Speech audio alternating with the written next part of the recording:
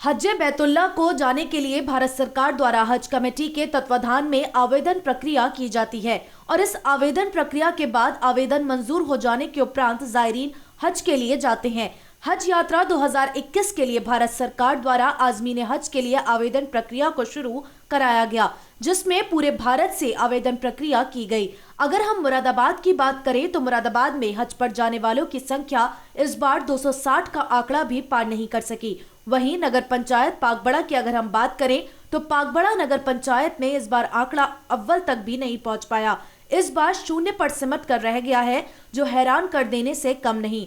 जामा मस्जिद पागबड़ा के पेश इमाम काजी शम्मे आलम, जो कि हज ट्रेनर भी हैं, उनके द्वारा बताया गया कि उनकी जिंदगी का ये पहला मौका है जो उनको ये सुनने को मिल रहा है कि पागबड़ा में इस बार कोई भी आज़मीन हज पर नहीं जा रहा। कोरोना वायरस की वजह को शुमार करते हुए उन्होंने कहा कि हमारी ये नगर पंचायत पागबड़ा मुस्लिम आबादी की मुरादाबाद की सबसे बड़ी नगर पंचायत है और यहाँ पर 25,000 के आसपास मुस्लिम समुदाय की आबादी है। इतनी बड़ी आबादी से एक भी जायरीन का हज बैतुल्ला के लिए नहीं जाना हैरान कर देने से कम नहीं। अल्लाह से दुआ है कि इस बीमारी का जल्द से जल्द खात्मा हो और अल्लाह हर मुसलमान को हज बैतुल्ला की ज़ियारत नसीब अता फरमाए। नहमदुहु व नुसल्ली अला रसूलिहिल करीम। जैसे कि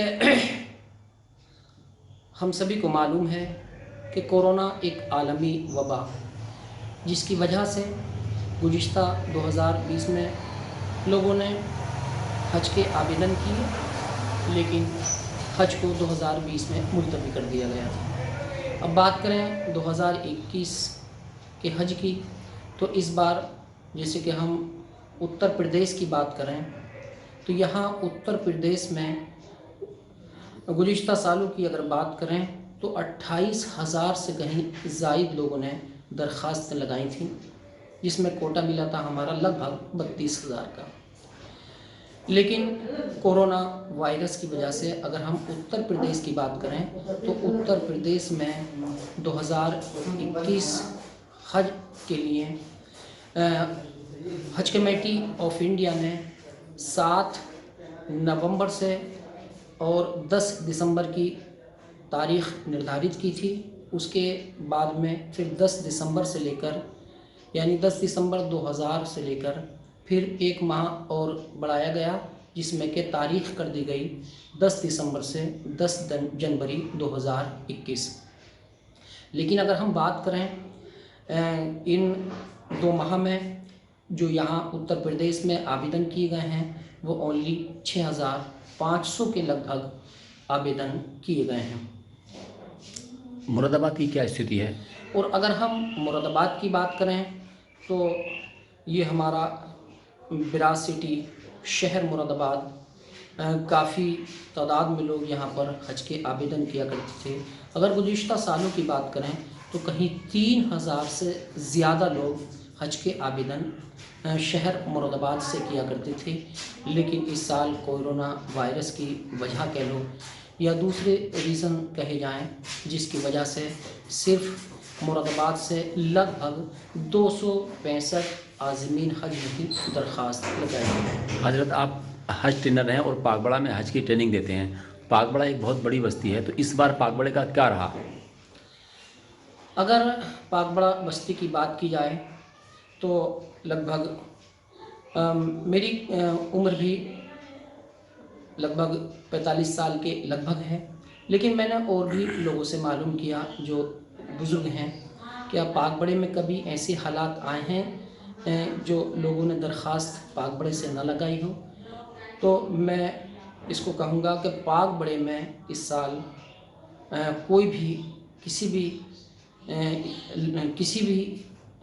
लोग ने किसी भी मतलब कि लोगों ने यहाँ पागबड़े में दरख्वास्त नहीं लगाई है, यानी एक भी दरख्वास्त पागबड़े से नहीं लग पाई है।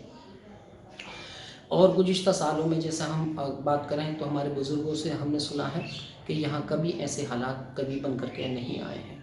आप पागबड़े के लोगों से जो संख्या है वो 0 है, शून्य है, तो इसको किस नज़र से देखते हो आप? क्या कारण रहा होगा? जैसे कि अगर हम इसकी बात करें तो कुछ लोग तो ऐसे हैं कि जो कोरोना वायरस की बुनियाद से बचे, اور جیسے اگر ہم دوسری بات کریں تو گزشتہ سالوں میں لگ بھگ حج کی رقم جو ادائیگی کی جاتی تھی تو ہمارے حج سعودی میں یعنی 2 کیٹیگری پائی جاتی ہیں، عزیزیہ اور فرسٹ کوالٹی۔